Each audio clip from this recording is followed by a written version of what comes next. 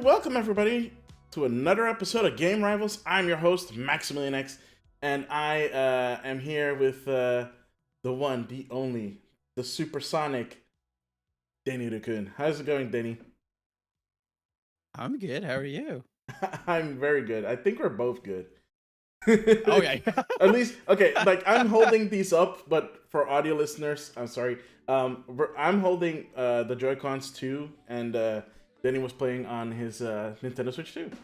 So yeah, I'm gonna put this down or try to put this down while we talk here. yeah, That's just rude. I apologize. that's fine. If you couldn't guess already, this is an episode that we're going to be talking about the Nintendo Switch 2, which just launched as of this recording, and we've been playing on our Switch 2s both for a while now. So we thought, let's get together, let's share our opinions, our impressions of the Switch 2 so far, and maybe even talk about like what we hope to see in the future.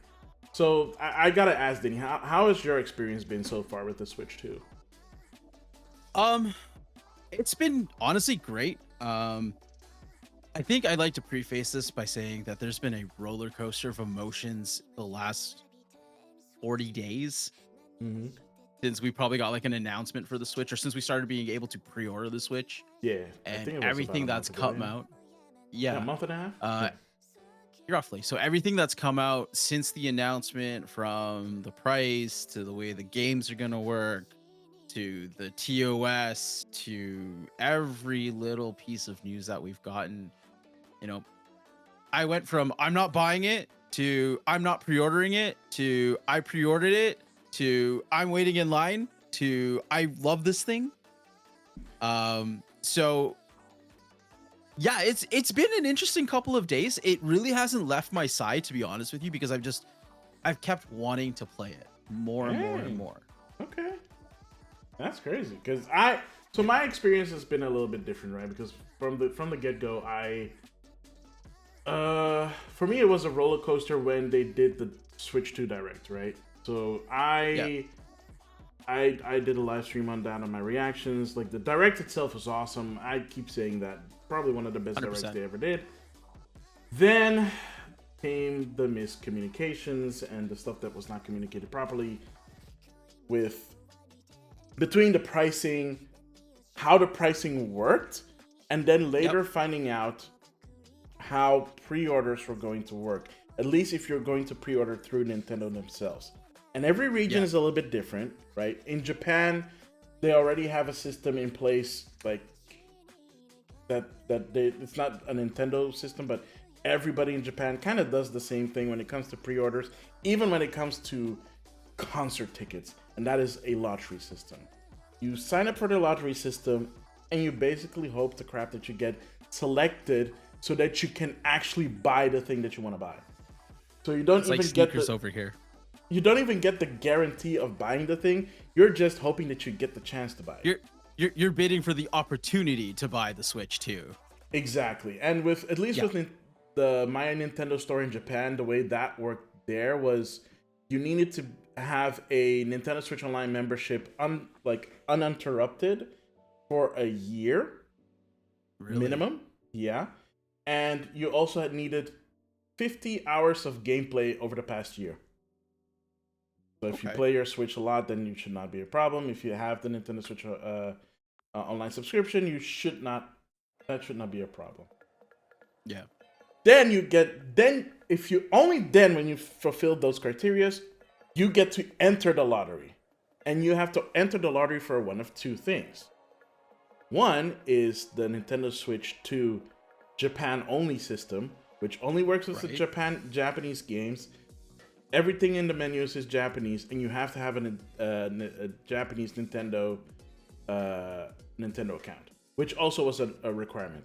If you want to get the Japanese version only, you have to have a Japanese account.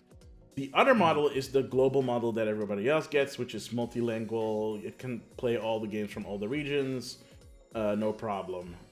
I don't think for that one you're required to have a Japanese account, but I think that one does elevate it if you have a Japanese account. So that's Japan. And then here in the EU, the way it worked is that you needed a minimum of 2 years uninterrupted Nintendo Switch Online.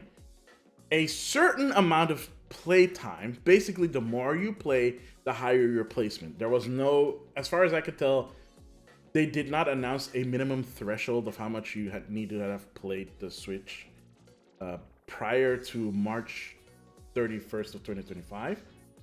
Yeah. You needed to be subscribed to the Nintendo newsletter as well. So those were essentially the three criterias for the EU. So to me, it sounds like almost like you have to be a hardcore, not hardcore, but you have to be a dedicated Nintendo player. Yeah, to dedicated be the enough. first. Yeah, because for example, the pre-orders here went live on May 8th. Okay. I want to say. Yeah. Or was it April 8th? April 8th, sorry. April 8th, right? A week after the Direct. So when it went live, basically the evening of, I got my invitation. But other people that I know got their invitation like way later. Mm-hmm. So it's like, depending on how much you've played as well, the higher your tier, which means you get invited earlier. Because someone else that I knew got invited the day after I got the invite. Yeah.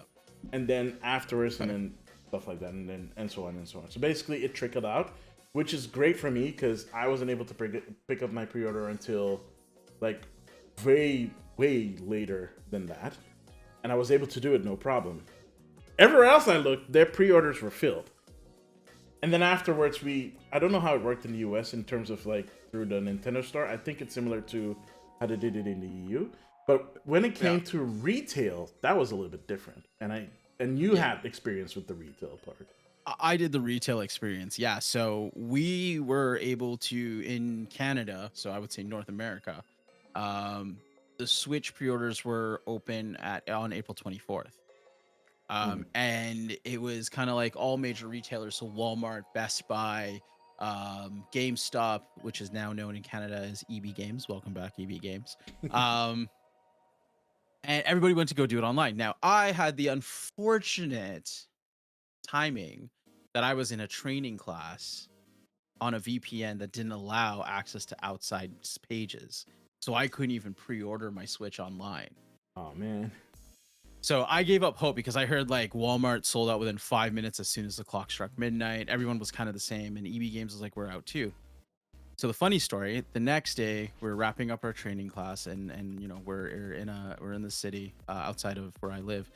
And you know, as we're wrapping up, it's a half day class. So we're done by like 11 o'clock and everyone's like, yeah, you know, go spend the day. Let's meet up for dinner, then go home.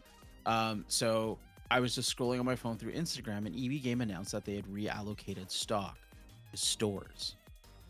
So you could go into a store and pick up a Switch. And the mall, and where I was, the place where I was having my training class, across the street was a mall with an EB Games. Oh, that's convenient. So me and a friend went in, we pre-ordered our Switches, put down a $300 deposit. So we actually got a retail pre-order, and there's about in the store we went to, they said they had about 400 units available. Is this for launch? Okay, but the store where the city it's located in, is this like a well-populated area? No. So you would think a city like Toronto, which has like, there's a EB Games, which is a 2-story building and is kind of like the marquee building for any launch. Like if you go to that launch, if you go to that EB Games for launch, because it's like right in the core of downtown, right in kind of like, they call it Dundas Square, which is like kind of like a little mini Times Square equivalent to New York. Like, so if you go there, that's like the big store. That's the crown jewel. Like that's the jewel store. So like if you go for a system launch, like Sony will be there, Microsoft will be there, Nintendo will be there. If a game launches and it's midnight, usually they have someone from the developer there, or they have the bigger giveaways, the bigger prize, like, you know, swag and all the tchotchke and stuff, right? Like when I went, I got a cool, like, so anyways, so I went ahead, put down my pre-order, paid my $300 deposit, and then waited. Now here's the fun part. That lineup was there since 7 a.m. for people wait, or when the mall opened at like 10, people were coming and pre-ordering. By the time we got there, they already had like 250 something pre-orders. They were sold out of the regular bundles, the regular, like just the Switch console only package unit, they only had the Mario Kart unit, which I'm like, yeah, I want the Mario Kart bundle. And then they did midnight launches here, which was great. The one store that we went to, though, did not do midnight launches. So we were there at 7 a.m. because they opened early. We were like 13th in line. We were in and out within 15 minutes. Ooh, nice. Right? But it was a very smooth experience. And I'm kind of grateful that I didn't pre-order online because I heard people's orders were getting, like in North America, orders were being canceled because they over-ordered online. Oh, that's what that was. Yeah. Yeah, so because some I saw people the didn't news. get I didn't get the details of that. Yeah, some people pre-ordered online, and I guess just because there's so many people doing it, they just didn't have time to count the stock properly, or the stock. Whatever happened with the stock, there was a lot of people who got unfulfilled pre-orders, and I walked in, and the store that I walked into actually even had walk-in units, like unallocated like units. Yeah. You could just walk in and buy a Switch too. So yeah, that's good. What I'm going to say is, even though it sucks, but you know, people like I feel bad for the people who put money down and didn't get a Switch 2. But your card got refunded. You could probably still go walk into, like, the way that they've done the Switch launch here, and I think they've done it obviously to avoid people from trying to scalpel, like, you know, no scalping on these consoles. Because exactly. I've looked at the marketplaces here, and like literally 20 minutes after like I got my Switch 2, I went on Facebook Marketplace and I saw people trying to sell the Mario Kart bundle for like $1,000. And I'm like, are you dumb? Like, okay, I get it. It worked with the PS5. Nobody wanted an Xbox. But like, there's plenty of these going around for like Switch 2s are in abundance. And and the funny thing is, like, I'm going to give Nintendo kudos for being able to have that many units available. Yeah. That there isn't kind of like this craze or like people trying to gouge other people for money. Mm-hmm. I don't understand how some people, I'm not a big Nintendo fanboy, but it's going to sound kind of fanboyish. I don't understand how some people can go and walk into a Walmart and see that there's 4 or 5 Switch 2 units in their display case. Be like, oh my god, Nintendo doesn't know what they're doing. They totally botched the Switch 2 launch. No one's buying them. No, they put out so many that you didn't have to buy one from a shady guy charging twice the amount. I'm sorry, I'm ranting. No, but you're absolutely right in that regard. Yeah, absolutely. All right, so acquaintance of mine also basically. So all right, so I have the fun. So it's kind of funny because he just recently told me because he got one too. But the way he got it is so funny because he just went out. Did he recently tell you he's a Nintendo fanboy? Is that what? No. That's not it. Like, I know that he enjoys Nintendo. He had a Switch before as well. So how he got his is kind of funny because he just went out to get groceries. And just came home. Man, groceries were expensive this week. Have you seen that meme? He walked past the electronics store. Right. One of the bigger electronic brands here in Europe. And he saw like a bunch of people. And he's like, why are people like lining up at the store? Let me go check it out. And then it was like, then he walked in. It's like for the Switch 2 launch, of course. And he asked one of the people there working. He's like, hey, like, do you have them to sell, or are these only just pre-orders only? They're like, oh no, we got plenty. And like, indeed, when he walked in, he saw like a whole bunch of Switch 2s, and he just was like, you know what? I'll just pick one up. That happened to you and I have a mutual friend who we're going to be talking to in a little while, playing whatever we're playing. Keep talking and nobody explodes. That's the story with his sister. Remember, like, she just went to accompany someone who had a pre-order. Yeah. And then she walked up and she's like, do you guys have one for walk-ins? And they're like, yeah. She came home with a Switch too. Like, those are the best stories. Right? No, but that is also a really cool story, right? The fact that you could just walk in and pick it up, no muss, no fuss, no feeling like, oh, you missed out or anything. That's the best feeling. There was no FOMO at exactly, all. Right? And honestly, some people are like, oh, okay. So in Japan, they kind of messed it up apparently because partially because of the lottery system, but also Nintendo was not, like I said, it's a cultural thing. So the stores, the retail stores there also did lottery systems. They were a little less strict than Nintendo's, but that's still a bummer for most people because they still got scalped in Japan. Yep. Yeah, so it's, Amazon. It's just. Sorry, I just saw your. You just saw the meme I sent you. Groceries are expensive this week. Oh my god, ain't that the truth? Ain't that the Right. truth? Like, even if you don't count the Switch 2's pricing, which, I mean, at this point, yeah, it is what it is, right? But it is like 3 days worth of groceries. Let's be real. If you're spending that much on groceries, I don't know what the heck you're doing. Exaggerating. There's a family of 7 here, okay? No. Yeah, okay. At that point, I would believe you. Yeah. There's not, but just to hit a point, yeah. Actually, it's funny. Amazon also was selling Switch 2s by invitation only. Okay, so that makes When I was sitting in that, when I was sitting in the training class, only? so I don't know what the requirements were, but if you go to Amazon on the website and you do a search for Switch 2, they have a Switch 2. They have the SKU for the Switch 2 that you can only and you can't add to cart or put on a wish list. It says the invitation only.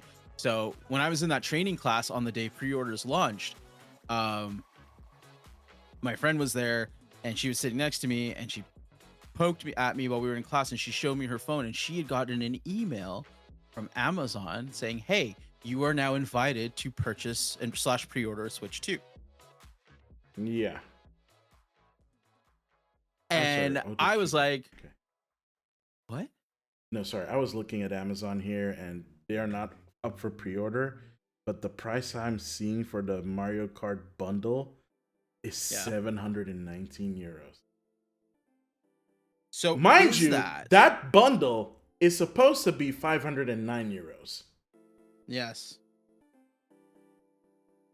So that's what I was gonna ask. So you know what you're looking at? You're probably looking at someone who's reselling it because you can resell on Amazon. I have to assume that's ridiculous. The because normal one without Amazon, is 669. Nice. Nice. Because when I look at, like, I'm going on my Amazon app right now because I buy everything on Amazon. So right now, in Canada, the Mario Kart World Bundle was $699 Canadian. And I can go here, and if I look at Amazon, it's showing me $699. No. It's showing me $699. It's the same price. Yeah. But I could also put it on the installment plan if anybody really, really, really wanted to. They have like a financing program where you can get it for like $48 a month over 18 months. I mean, that's better than putting your groceries on finance. Yeah. Which is apparently something people are doing now. What the actual side note, groceries is one thing. You can okay, stupid question, pardon my ignorance. I'm assuming you have some sort of like takeout delivery app like DoorDash, Uber Eats, something like that. So yeah, we have takeout here. We also have Uber Eats here. Yeah. So in the States, you can now finance your Uber Eats order. Oh yeah, I heard about that. So you can now get your Big Mac meal for $9.99 and pay over 10 months, like $1 a month.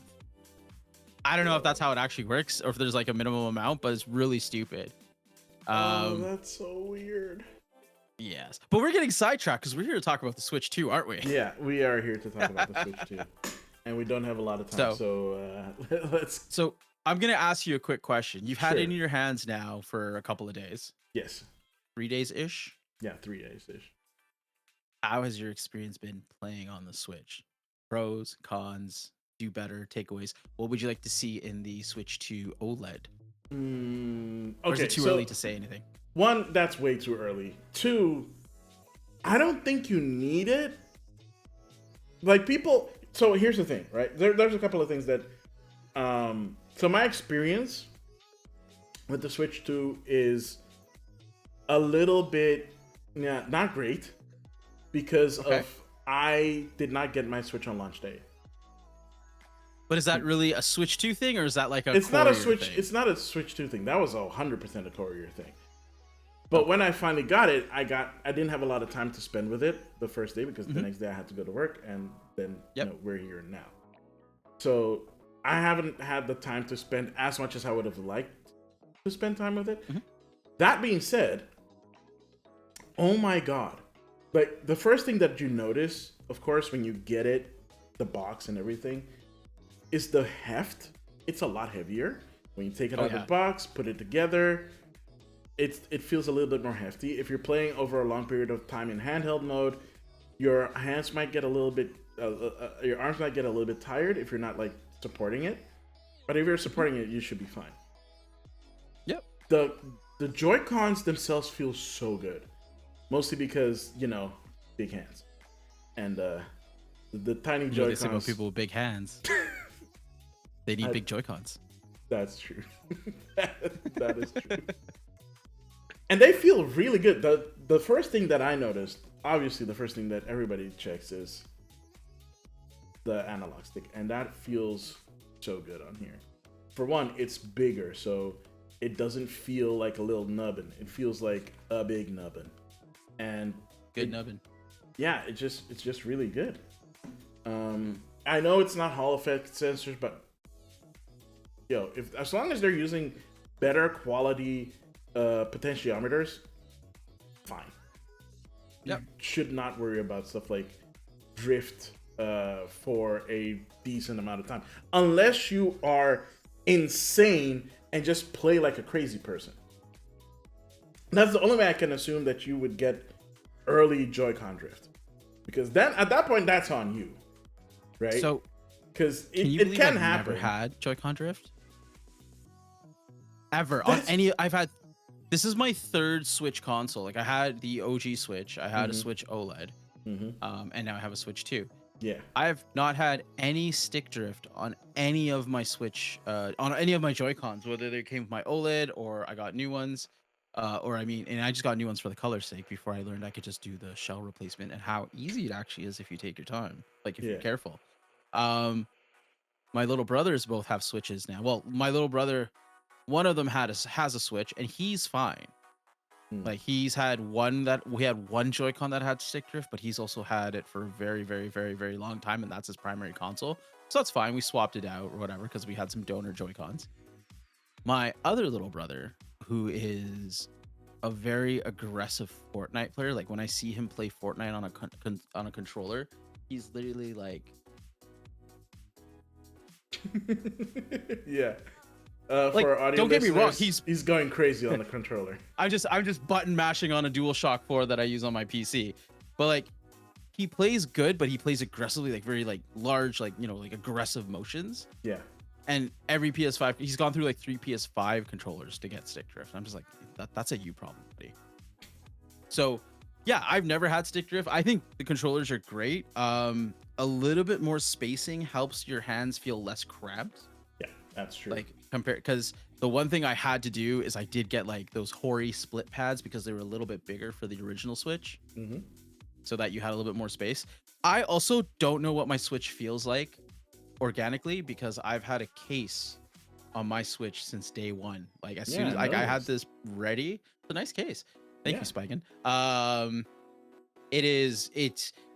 It kind of just makes it look a little bit unique. Everything still works, but it's also got these kind of like molds on the back of the Joy-Con, so you have a little extra grip for a little bit more grip. So it's kind of nice. So I don't know what the main the experience is without a case. So I can't it's speak very to it. nice. It's actually very nice. Like, comparatively, it's very nice. The rails, well, not really rails because they click on magnetically, and oh my gosh, it's so. How great is this magnetic thing? Like, this is so nice. You will never get bored with this console. Yeah. Have you tried putting them on in reverse? No, but I've heard that's a thing you can do, and they still function. Yeah. Well, if you put them upside down, they function. If you put them in reverse, they don't function because they don't. No, they do. The connectors don't. No, I mean, like, if really? you. Yeah. So what I can actually show you right here. So for people that are listening, I have the blue left Joy-Con 2. I'm putting it on reverse, like this. So yeah, that's what I'm doing right now. Facing the back. It doesn't charge this way. Oh, okay. Because the connectors that might make sense because the connectors are only on one side. But if you flip it upside down and you do it upside down, then you can still play it, but then everything is reversed, and it still charges, which is really cool. And just connecting them and disconnecting them is so much fun. It's so much fun. I will say this. So I got the Mario Kart bundle, of course. Because Yep. Of course I would. Because I'm not paying 90 euros for a physical copy. I'm sorry. I love physical copies. I don't love them that much. Not for that price. I'm okay with saving 39 Canadian dollars Exactly. for a game I don't think I'm going to be ever looking to get rid of or trade in. Like even I think my Mario Kart 8 was digital, and that's one game that just stayed on my Switch, so I'm fine with that. Yeah. And all right, so I played Mario Kart. I think we both played Mario Kart.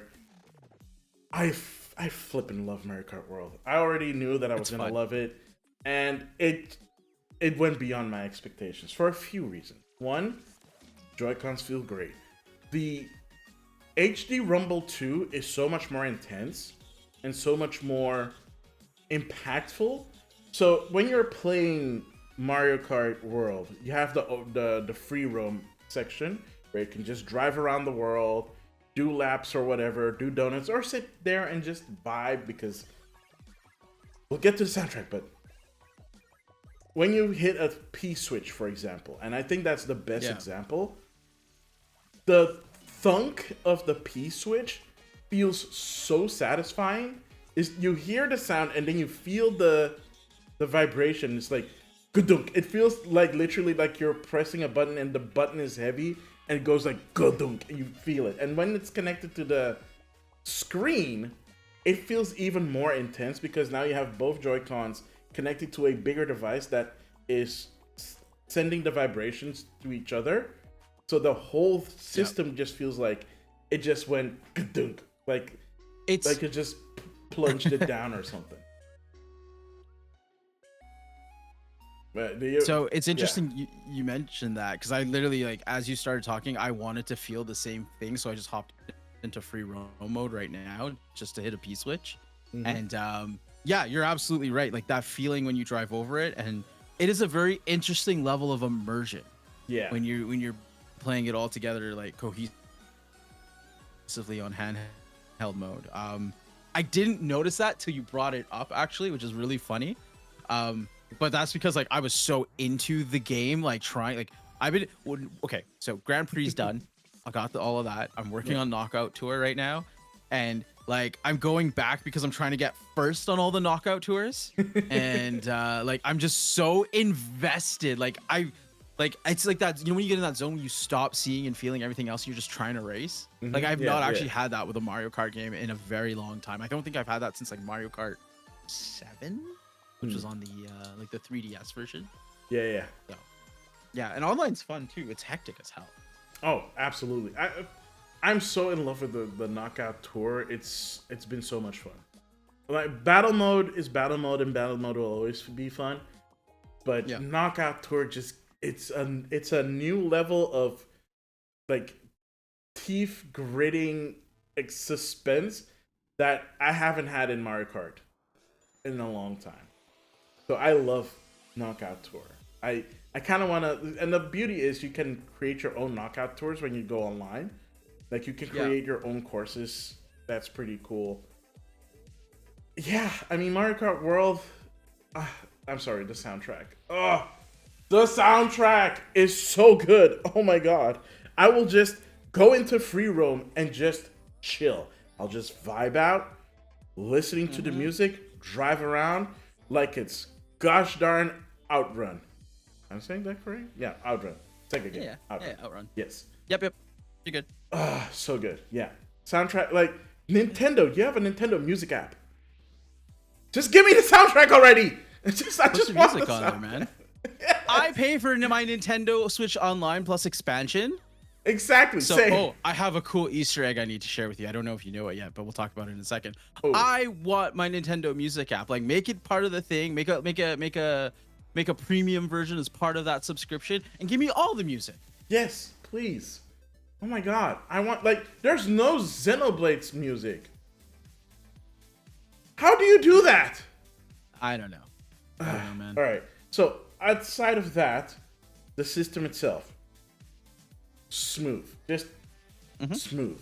The screen is amazing. This is why I'm like, Here's the thing, people like stuff that sounds fancy. It's also the reason why people are like, oh, no Hall effect sensors. I'm like, dude, as long as Do you even know what a Hall effect sensor does? Exactly, right? I mean, I know what it does. Like, no, I know, but the people who are like, oh, Hall effect, I don't want exactly, it. right? They're like, oh, magnets, that's better. It's like, I mean, yeah, it is better if you get a good quality Hall effect sensor, but if you get a cheap one, it's just gonna be just as bad, if not worse. So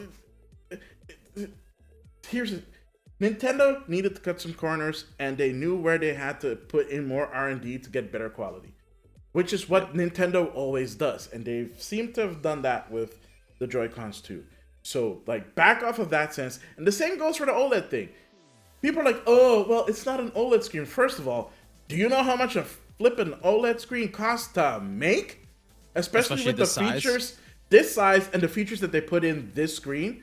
You know how much way more expensive the Switch 2 would have been? You're already crying about it being as expensive as it is. And with an OLED screen with these capabilities, yeah. That's the reason. That's part of the reason why those fancy handheld PCs, like from Lenovo and stuff like that are more expensive. Outside of the components that they put in, the screen is a big part of it. It's why you don't see like other OLED screens. They're all LCD except for the Steam Deck OLED. Right, and think about it this way: you have an iPhone in your pocket right now. Mm-hmm. I have an iPhone in my pocket, and I know I don't know what iPhone you have, but I have a Pro, like a 16 Pro Max. Oh, I have a 16 Plus. This is a 6.7-inch OLED screen. It does not do 4K like what the Switch 2 is supposed to do. Mm. No, the Switch 2 doesn't do 4K. It's 1080p. Sorry, you're right. The output. Okay, so there you go. Yeah. Apples to apples, because these are both supposed to be 1080p-ish screens. The resolution is a little different on the iPhone. Yeah. 120 hertz display, right? How much is this phone? Almost $1,100 to $1,200 Canadian. No, I think $1,500 Canadian. Yeah. So you could buy literally 2 Switch 2s, or you can get an iPhone Pro Max. They both have 256 gigs of storage, right? Like, people, like, if you want that type of screen quality, you got to pay for it. We'll talk more about this. We'll have to have a part 2, I guess. Yeah, we'll have to have a part 2. So you guys, any final words before we go, Denny, about what we're talking about? I think the only thing I'm going to say is don't believe all the hype, whether it's negative or positive. If you are a fan of video games, if you are a fan of Nintendo, if you really, really, really, really, really want to make your opinion, go find a friend who has a Switch 2, spend some time with it, and make your own. Because I think one thing you and I can both say is all of the news surrounding the Switch 2 may just be people looking for a reason to complain, because a lot of the stuff that people are complaining about, other consoles have already been doing. It's a great time. It's a wonderful experience. I'm happy with it. I'm just looking forward to having more games that really do take advantage of the technology that's inside this. Yeah, same here. Yeah. And also, at least from my perspective, part of why you see a lot of people doing negative stuff, especially these days, is because it gets views. And I think part of the reason is that why some people are doing it. Some people are doing it because they really are dissatisfied, but some people are doing it just so they can get the views. But that is my opinion about that. You can make your own opinion about whether or not I'm right or not. That's all good. If you think I'm correct, great. If you don't agree with me, that's fine too. That's called having an opinion. But with that said, thank you so much, Danny, for joining me on this quick episode. We definitely need to do a part 2 because I want to get more into details, especially with stuff like backwards compatibility. Tell the people where they can find you. Guys, I'm on Instagram, I'm on Twitch, and various other socials that I use here and there. So if you want the full suite of links, you can find me at Linktree. So Linktree/denirukungaming. Yeah, I'll make sure to put it in the link in the link in the description below of this YouTube video. If you're listening to this on your favorite podcast app, it is in the description of this podcast episode. So thank you so much for listening. If you're watching this on YouTube, don't forget to hit the like button if you like this episode. Hit subscribe and the notification bell so that you get notified when a new episode drops. And you can also find me on Instagram. I also stream on Twitch. And you can find all those links also in my link tree in the description below. So that is it for me. This has been Denirukun. I have been, and always will be Maximilian X, and I'll see all of you beautiful people next time. Later. Yeah.